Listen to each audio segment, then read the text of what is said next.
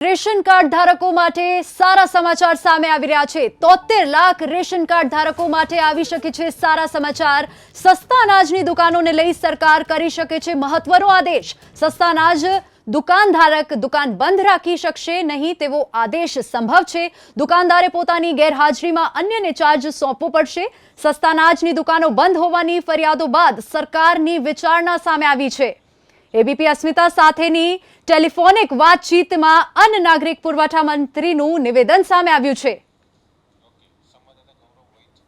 વધુ વિગતો સાથે અમારા સંવાદદાતા ગૌરવ આપણી સાથે જોડાઈ ગયા છે। ગૌરવ, આ રેશન કાર્ડ ધારકો માટે સારા સમાચાર આવી શકે છે, તેને લઈને શું છે વધુ વિગતો?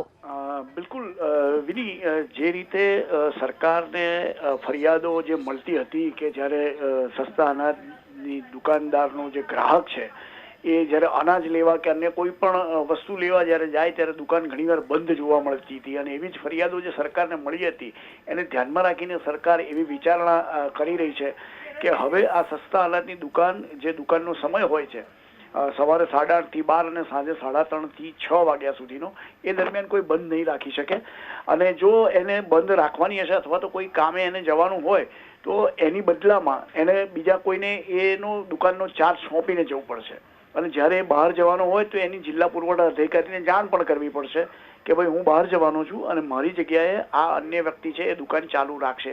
એટલે જે ગ્રાહક છે એ જાય ત્યારે એને ધક્કો ન પડે।